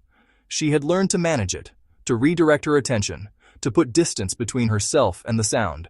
She had never simply stood still and let it happen. She walked toward the river. She found a bridge. She sat down on the stone of it and watched the light reflect in the water below, the whole surface lit and moving, and she did not look away. She let her mind go where it needed to go. She went back to the airport. She saw her mother's face at the departure gate. The crying, the hand that would not let go, the words that had not been enough to say what needed saying. She had walked through that gate and thought she was leaving for a few years. Her mother had known she was letting go of something she would not get back in the same form. She went back further. She saw her mother in the doorway of the house when Lily was small, watching her sleep. She saw her mother in the school office, hands steady, voice level, fighting for her. She saw her mother bent over books at the desk, writing what Lily had believed were reading notes. She went back to the dream. Her father's face, the 9-ring puzzle in his hands. His voice telling her how the rings connected, that you could only free yourself by working backwards, by returning to the beginning, by opening one ring at a time until you could see what was at the center. She thought, I have been running in the wrong direction. He had told her in the dream, the rings go from the 1st to the 9th, but the unlocking goes from the 9th back to the 1st. You do not move forward to find the answer. You return. She had been chasing addresses and names and records, moving outward from the present. But the thing she did not yet understand was at the beginning. It was in 1996. It was the night of the explosion, and what had actually happened, and why her mother had gone to the warehouse, and why she had come back from it, and what she had carried out of it that she had never, in all the years since, been willing to name. Only her mother knew. She sat on the bridge until the fireworks ended. Then she got up and walked back to where she had come from. She had been running, she said, for more than 10 years, year after year, putting distance between herself and the town, the valley, the house. Her mother had pushed her outward, further from the school, further from the county, further from the country, and Lily had run because running felt like the right direction, like progress, like becoming the person her mother needed her to become. But every ring had to be opened from the outside in, and the center, the thing that was hidden, the thing the puzzle was protecting, was not in Germany. It was not in the county. It was not in any of the addresses she had visited over the past 3 days. It was in a detention center, behind a door she had the right to open. She came back through the last door. She came back to the law firm. She came back to me. I had been listening for the better part of an afternoon and into the early evening, and I had not interrupted her since she asked me not to. Now she had stopped speaking and she was looking at me and waiting. I said, "You want me to go and see her?" She said, "Yes, ask her about 1996. Ask her what really happened in the warehouse that night. She will not tell me. She has spent 20 years making sure I would not carry that. But she might tell you. And there is something else. She went to the city hospital when she was 13 after the fall that broke her leg. She received psychological treatment there. I need those records, not for the mental illness argument. I know that route will not work on its own. But the records will show what she went through in that hospital and when. They may show something else. Something that explains why she spent 13 years waiting and then did what she did." I thought about it. The medical record route was procedurally difficult. A lawyer could apply on grounds of case relevance, but it was not straightforward. The detention visit was within my rights to arrange. I said, "I will try both. But I need you to understand. Even if we find everything you are looking for, a death penalty review is not an appeal. We cannot introduce a complete new narrative and expect the court to simply accept it. We need a legal argument. We need something that changes the framework the court used when it sentenced her." She said, "I know. I have thought about it. And I think the medical records are the key. Not because of what they say about her mind, because of what they say about what was done to her, and by whom." She looked at me steadily. She said, "Adrien was not a stranger to my mother. He had known her since she was a girl. The fall on the mountain road, the one that broke her ankle, the one that sent her to the city hospital. She did not fall. She was followed. She was 13 years old, and he was there, and she was alone on a dark mountain road, and she came back from that night with a broken leg and a reason to be taken to a hospital in the city and given psychological treatment. She said, I am the proof of what he did to her. That is what I mean when I say I am not a witness. I am evidence. A DNA test against Adrien's confirmed remains will show that he was my biological father, which means my mother was 13 years old when I was conceived. The room was very quiet. She said, that is what she has been carrying. That is what she could not say in court, and that is why I am here. I called my colleague Leo that evening. He had been on a business trip, As it turned out, in a city not far from the mountain town. I told him what had happened. He was quiet for a long moment, and then he said, I went back and looked at the case again before I left. I could not let it go. I found something I did not expect. The city hospital that treated Evelyn in her youth still has its archive from that period. I have already made a preliminary inquiry. The records exist, I said. Then get them. He said, I thought you would say that. I will. I put the phone down and opened the file in front of me. I turned it over twice. The evidence that had seemed fixed and settled, the confession, the method, the verdict, had not moved, but the space around it had changed completely. I had 2 months. I called Leo again that evening after Lily had gone. He had already found what I needed. The records from the city hospital, from the year Evelyn was 13, the year of the fall on the mountain road, existed in the archive. He had made a preliminary inquiry and they had confirmed the file was there. He was already on his way to apply for formal access. I told him what Lily had told me in her final minutes in my office. There was a silence on the phone. Then he said, I thought something was wrong with this case from the beginning. I could not leave it alone. I told him to get the records and call me the moment he had them. Then I filed for a visit to the detention center. The next morning, I went to meet Evelyn. Leo's message came through while I was waiting in the corridor, a short summary of what the hospital file contained. I read it once. Then I put my phone away and waited for her to be brought out. She came down the corridor slowly. She walked with the particular gait of someone whose leg has never fully healed. One side slightly lower than the other. The weight distributed unevenly. The pace careful rather than hesitant. She was small. Her face was composed, and her eyes were clear and very tired in the way that certain people's eyes become when they have been carrying something for a very long time without being able to put it down. She sat across from me. She looked at me the way people look at lawyers when they have already decided the lawyers cannot help them. I introduced myself. I told her I had been assigned the case by my colleague and was here because there was still time in the review stage and I was not ready to close it. I walked her through the facts of the verdict and the timeline that remained. She listened without expression. When I mentioned the execution, her face did not change. I said, I understand that you have a daughter, is that right? She did not answer. I said, Evelyn, the trial is over. The verdict is settled as far as you are concerned, but I am confused by one thing, and I would like to ask you about it directly. You confessed to what you did. You described every element of the method clearly and without hesitation.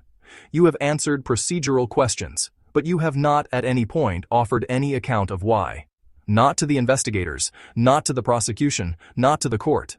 I would like to understand that. She said, there is no evidence that would support whatever I could tell you. The person involved is gone. It is too far in the past. Even if I explained it, the explanation would have no legal weight. There is no point. She began to stand. I said, sit down, please. She paused. I said, I am not asking, because I need to satisfy my curiosity. I am asking for you. You should step outside the legal framework for a moment and consider something. It may not change what the court does, but there is at least one person who will believe you without needing evidence. Your daughter does not need a legal standard of proof. She needs to know that her mother is not simply what the verdict says she is. And right now, she doesn't know that. What you leave behind for her is often more important than what you leave for yourself. Evelyn looked at me. Her expression had not shifted, but something behind it had. I said, let me tell you what I think. You have pushed your daughter away from you as carefully and completely as you could. You arranged for her to leave the country. You waited until she was on the other side of the world before you walked into the police station. You wanted her to be far enough away that she could not come back in time, and far enough into her own life that she would not be able to drop it and run. You wanted her to find out gradually, from a distance, with time to absorb it. And you were hoping, I think, that she would not come back at all. She said nothing. I said, but that required your lies to hold. And they will not hold, Evelyn. Not now. The town knows. When she goes back, and she will go back, people will tell her things. She will find out what happened. But she will find out from strangers in pieces, without your voice to give it shape. She will be left with the version everyone else has, which is that her mother killed a man brutally and refused to explain herself. That is what you are leaving her. Not protection. A blank. Evelyn looked at her hands. Then she said, I know my daughter. She will not believe the blank. She will have already been looking. I said, she has. She has been looking for days. She has already found more than you intended, and she will find the rest regardless. The only question is whether she finds it with your voice or without it. There was a long silence. Evelyn sat very still. Then she said, if I tell you, and you use it, and it does not work, which it will not, then I will have said it for nothing, and my daughter will have to hear it, and it will have made things worse. I said, if you tell me, and I cannot make it work legally, I will carry it to your daughter exactly as you said it. She will hear it in your words, not in a rumor. That is what I am offering. Another silence. Longer this time. She said, ask me what you need to ask. I told her I had already received some information that morning, and that what I was about to say might be difficult. I said it directly, without softening it. The medical records from the city hospital, from the year she was 13, had been located. My colleague was in the process of obtaining them through the proper channels. I had received a preliminary summary. She was very still. I asked her to tell me about the night on the mountain road. She said, I want to speak, but I need you to understand first. I am not saying this to save myself. What I say may help your argument, or it may not. I am saying it because you are right about my daughter. I have thought about what I am leaving her. It has been the one thing that has not given me any peace. So I am going to tell you the truth of it. All of it. From the beginning. She said, I had wanted to leave the mountains since I was a girl. I always believed I was capable of something beyond what the town could offer. My parents did not see it that way. To them, my ambition was a problem. Something likely to lead me into trouble, something that needed to be managed by being redirected into marriage. They wanted me to find a good family and a stable life, and to stop being so much. In 1990, I was 13 years old. I had been fighting with my father about school. He had decided I was going to leave. I could not stay in the house that night. I was too angry, and I needed air, and I made the decision that I was going to walk and not come back until I was ready. I left after dark. I knew the mountain roads. I had walked them many times. But I had not gone far before I understood that someone was behind me. I thought if I moved faster, I could reach a point where there would be people. I could not. He came up behind me before I reached the curve. He covered my mouth. I struggled. I was not quiet about it. He became angry with me for struggling and threw me against the ground, and my ankle hit the rock at the side of the path. I could not run after that. The leg would not hold my weight. He was Adrien. He was the factory manager's son, and he had been walking late at night, and he had seen me. After, he left. I lay on the path until I could move. I did not call out. It was late and the houses nearby were dark, and I did not know how to explain what had happened, or what it would cost my family if I tried. I lay there until my father found me in the morning. My parents took me to the city hospital. They told the doctors I had fallen. The leg was treated. But the doctor who examined me understood more than my parents wanted to say, and I was referred to a psychologist in the same hospital. I spent some time there. When I left, the psychologist gave me books. My parents said it had been an accident. They said nothing more about it. What my father wanted, after that, was for me to be married and settled as quickly as possible, not because he was cruel, but because he was afraid of what might happen if I stayed unattached and continued to cause difficulties. Vincent was found. He was older, steady, kind. He did not know what had happened on the road. He treated me gently. I was grateful to him for the gentleness, even though gratitude is not the same as love. We married. We had Lily. For years I did not see Adrien. I knew he was at the factory. I kept my distance and he had seemingly forgotten me. I told myself it was over. I focused on Lily.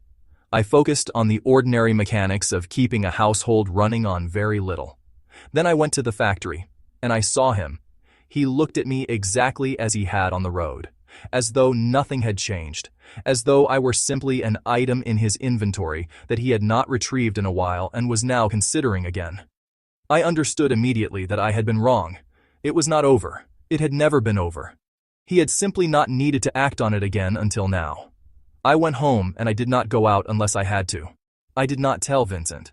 I could not find the words, or rather, I could find the words and could not bring myself to say them, because saying them would require him to respond, and whatever he did in response would set something in motion that I could not control. The note came to me through Lily. She was 5 years old and she brought it home in her hand and left it on the table and forgot about it. It said, "Come to the warehouse at 10 o'clock. If you do not come, I will tell your husband." I took Vincent's key while he slept. I went. What happened next? Vincent found the note. He came to the warehouse while I was there. He was injured in the confrontation. Adrien stabbed him and left him on the floor of the warehouse bleeding and walked out. The knife was still in the room. Vincent could barely move. I held him and did not know what to do. He told me to go home. He said he would handle it. I said, "I hurt you. I should have told you." He said, "Go home." He died from his injuries before I could get him to safety. I did not know this in time. I thought he had survived. It was only later that I understood the full weight of what had happened. That my silence had not protected him, but had placed him directly in the path of what came for him. I staged what I could. I did not have much time. I created the conditions for an accident and I walked home and I pretended from that night onward to be a widow who was grieving and confused and had no useful information. The body that was found was not Quinn's, as I told Lily later. It was Vincent's. I told her a different story to give her a father she could hold on to. A father who was alive, who was watching over her, who had never abandoned her. I told her because I knew what the truth would do to her if she had to carry it at 5 years old. I am not sure I was right, but I could not see another way. For 13 years I waited. I raised my daughter. I worked. I watched Adrien continue to move through the world as though the road in 1990 had never happened, and Vincent's death had been an accident and everything was as it should be. I watched him and I thought about what Vincent had said with his last breath. "Don't care, go home." And I thought, I cannot. Adrien was already wanted by the time I acted. Victor had been arrested. The factory was gone. The official world had already judged Adrien to be a fugitive. He came to my house because he was hiding, and because old habits do not stop for changed circumstances. I let him in. I gave him wine. When he was unable to defend himself, I did what I had sworn over Vincent's body that I would do. I disposed of what remained. I continued to live. I told no one. I kept one fragment of bone because I needed to know that I had not imagined any of it. I kept it because there are things you cannot let yourself forget, even when forgetting would be easier. When Lily went to Germany, I knew it was time. She was safe. She was far enough away. She had everything she needed to continue without me. I walked into the police station on an afternoon that was no different from any other afternoon, and I told them what I had done, and I showed them where the evidence was. I left the fragment where Lily would find it if she came back, because I thought she deserved the chance to understand, even if I could not be the one to explain it to her face to face. She looked at me across the table. She said, "I have not said any of this in court. I did not say it because I did not believe it would change the outcome, and I did not want my daughter to have to hear it in a courtroom. I have said it to you because you asked for her sake. Now I need you to tell me, can it change the outcome?" I held Leo's message in my mind. The hospital records confirmed a trauma event in 1990. They confirmed psychological treatment. They did not name Adrien, but they existed, and they were dated, and they were consistent in every detail with what Evelyn had just told me. I said, "I believe it can. I will not promise you what the court will decide. But I believe there is a legal argument here that has not been made, and I am going to make it." She looked at me for a long time. Then she said, "Please tell my daughter that her father loved her. That is the truest thing I know." Everything else I told her was built around that one true thing. She said, "Tell my daughter that her father loved her. That is the truest thing I know." I walked out of the detention center into the cold afternoon and called Leo. He answered on the first ring. He had the records. He was already on the train back. We had a legal argument to build, and very little time to build it in. What Evelyn had told me in that room had given me the shape of a defense. But a shape is not an argument, and an argument is not evidence, and evidence is what courts require. I sat with the problem for a long time that evening and tried to see it clearly. The medical records existed. They confirmed that in 1990, a 13-year-old girl had been brought to the city hospital with a broken ankle and a psychological condition serious enough to require extended counseling. They confirmed the treatment. They confirmed the dates. What they did not do, what no document from that period could do, was name Adrien as the cause. There had been no police report. Evelyn's parents were dead. Victor was dead. Adrien was dead. Every person who had known the full story of that night was either gone or unwilling to have known it. Without connecting Adrien to the trauma, we could not establish provocation. Without provocation, we could not argue mitigation. Without mitigation, the death sentence stood. I had Evelyn's account. I had the medical records. I had the timeline. I had the psychological books on the shelf and the years of careful planning and the airport goodbye and the half finger preserved in the basement like a piece of evidence waiting to be found by the only person who would know what it meant. And I had Lily. When I called her at the hotel that evening, she answered immediately. I told her I had met her mother. I told her as carefully as I could what Evelyn had said. Not everything, not all of it at once, but the essential truth of it. The road in 1990, the warehouse in 1996, Vincent's death and the years that followed. The long, deliberate architecture of a woman who had decided at some point that she would do what needed to be done alone and would protect everyone she loved from knowing about it until it was finished. Lily was quiet for a long time. Then she said, I already knew most of it. Not from her. From working it out. She said, lawyer, the last strange thing. The thing I told you I was not sure about. I think I know what it is now. My father told me in the dream that I had to save my mother. Why would he say that? What ability do I have to save her? I thought about it for a long time, and then I understood. She said, I went to my university with the bone fragment I had taken from the basement. I asked my supervisor to help me run a test. I had studied biological engineering for years. I knew what a DNA test could establish and what it required. The bone was old but intact enough. The confirmed remains from the mountain, Adrien's remains, were in the forensic archive. She paused. She said, I am not a witness. Do you remember? I told you that at the beginning. I said it, and you did not fully understand it yet. I said, I understand it now. She said, a witness is a person. They provide subjective testimony. Evidence is an object. It provides objective fact. For me to become evidence rather than a witness, I would have to be an object, something whose existence proves a fact without requiring anyone to believe what I say. My DNA is that object. I am Evelyn's daughter, and I am Adrien's daughter. A test will establish both. And if both are established, then the fact that Evelyn was 13 years old when I was conceived is no longer a claim. It is a finding. She said, my father told me in the dream to save my mother. He told me the rings go from the 9th back to the 1st.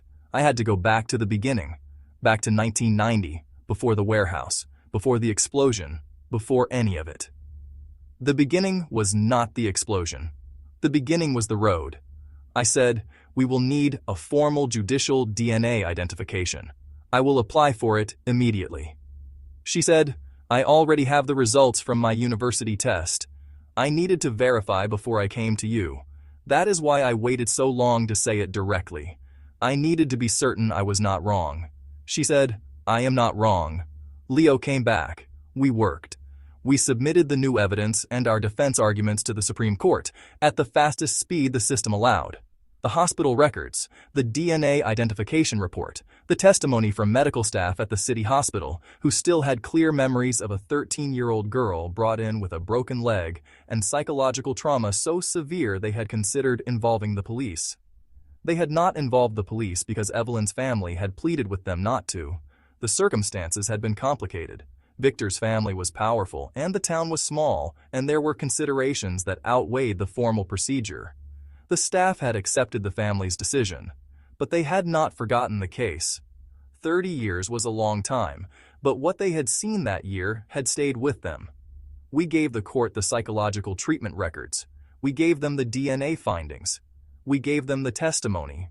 We gave them a timeline that connected 1990 to 1996 to 1997 in a chain that showed not a cold-blooded murder, but a woman who had been assaulted at 13, who had lost her husband because of the same man who had assaulted her, who had carried both of those facts in silence for years with no recourse available to her, and who had finally acted when the legal system had already decided Adrien was a wanted criminal and Victor's operation had been dismantled, and the formal machinery of justice had moved on without ever addressing what had been done to her. We argued that the crime, though serious, had been committed by a defendant who was herself a victim whose own case had never been investigated, whose assault had never been formally acknowledged, whose husband's death had been absorbed into the fiction of an industrial accident. We argued that the defendant had surrendered herself voluntarily, had cooperated fully with the investigation, and had shown no intention of further harm. We argued that the method, however severe, had been directed at a specific individual who was at the time himself a fugitive from the law, wanted for crimes that included the same category of offense he had committed against Evelyn in 1990. A month later, the Supreme Court returned its finding. The court determined that the new evidence had a material bearing on the case. It allowed the review to proceed with the additional submissions. It considered the defendant's background, the criminal history of the victim, the absence of prior criminal record, the voluntary surrender, and the full circumstances as now established. It determined that while the crime was serious and the method severe, the defendant's moral culpability was significantly reduced by the provocation motive, a sustained documented harm committed against her over a period of 13 years, beginning when she was a child. The death sentence was commuted to a suspended death sentence with a fixed term of 2 years. This meant that as long as Evelyn committed no further offenses during the suspension period, the death sentence would not be carried out. With the suspension resolved, the fixed term would apply. With good behavior and a positive assessment, she would in time become eligible for a reduction or a conditional release. She would not be executed. She would live. The final hearing came. I asked Lily if she wanted to speak. She did. She stood in the courtroom in 1991. She was 24 years old at the time of the story's present day, and she addressed the court directly. She said, "In 1990, my mother was 13 years old. Adrien committed a sexual assault against her. It caused her severe psychological trauma. It was a serious crime. It was also my mother's criminal motive, committed against her 8 years before she acted. I was not yet born when it happened, but I know that it happened. Because I am Evelyn's daughter, and I am also Adrien's daughter. The judicial DNA identification confirms both. I am not here as a witness providing a subjective statement. I am evidence providing an objective fact." She took out the identification report and submitted it formally to the court. Then she looked at her mother. Evelyn had not been surprised when Lily appeared. She had known, in the way that certain mothers know, that this was the child she had made. She had looked at Lily steadily and said nothing. In the weeks since my visit to the detention center, we had located several members of the medical staff from the city hospital who had treated Evelyn in 1990. Their memories of the case were clear. The girl had been brought in with a broken leg, and a condition so obviously consistent with serious trauma that they had discussed amongst themselves whether to file a report. Evelyn's parents had been frightened and had asked them not to. The staff had given way to the family's wishes. For 30 years, they had carried the knowledge of what they had seen and what they had not done about it. They gave testimony. It was admitted. The court heard the final statement. Evelyn nodded when the commuted sentence was read. Her expression did not change significantly. She had said, in our last meeting before the hearing, that she was not afraid of what came next, that she had not turned herself in out of fear, and she was not remaining in the process out of hope.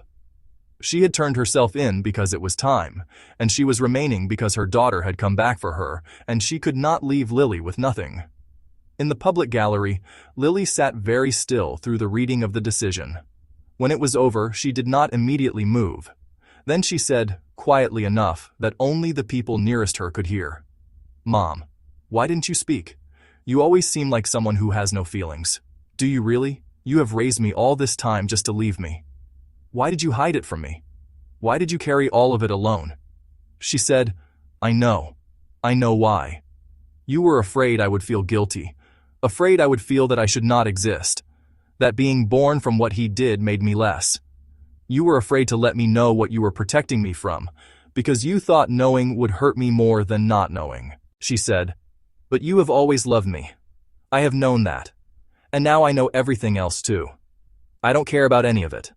I only want you." She said, "Mom, you are 38 years old. You are still so young. I have not yet taken you to see the mountains outside the county, Sam, the ones that are not these mountains. I have not taken you to see the cities I have lived in, or the lights on the river in winter, or the snow on the peaks that are high enough to hold it. You have not seen any of it. How can you leave before we go?" She said, "Please try. For me. I cannot do this without you." Her mother said, "Okay." The case was closed. Everything in it had begun with a violence committed on a dark mountain road. Evelyn had spent almost 30 years inside the consequences of that night. The marriage, the factory, the warehouse, the loss of Vincent, the years of raising Lily alone, the long, careful planning, the act itself, the silence, the surrender. She had moved through all of it without allowing anyone to see the full picture. She had been, in the view of everyone around her, either a quiet widow or a cold-blooded killer, because those were the only two shapes the world had offered her. The new criminal fact, the assault, had been considered. Due to the passage of time and the absence of surviving witnesses, the prosecution did not supplement the original charge. But the court had considered the full circumstances, the documented harm done to the defendant, the motive it established, her voluntary surrender, her clean record, her conduct throughout the proceedings. It had weighed all of it. The deliberate murder charge stood.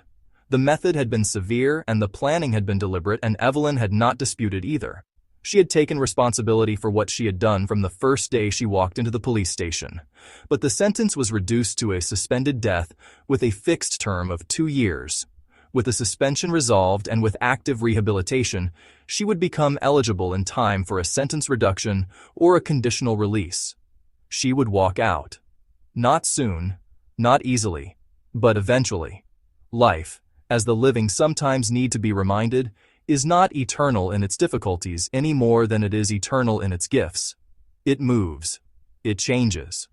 As long as the person is alive, the change remains possible. Evelyn was 38 years old. They still had time. I closed the file. I had come into this case through a colleague who was already halfway out the door, on a day when I had too many things to do and not enough hours to do them in. I had taken it because it was a death penalty case, and those deserve attention regardless of how settled they appear. I had not expected to find what I found. I have handled cases that seemed closed, and were not. I have handled cases that seemed open, and could not be. This one had looked, from the outside, like the simplest kind of tragedy. A woman who had killed someone, and would not say why. It had turned out to be something built over 30 years, ring by ring, each one connected to the next in a structure that could not be understood until you went back far enough to find the first one. A young woman had walked into my office and told me she was not a witness. She was evidence. She had been right. Her father had told her, in a dream, "The rings go from the 9th back to the 1st. You cannot unlock the puzzle from the front. You have to go back to the beginning." She had gone back. She had opened every door she could find, and at the center of the puzzle, when she finally reached it, was not a crime and not a motive and not a legal argument. It was her mother's life, intact, still running, still worth saving.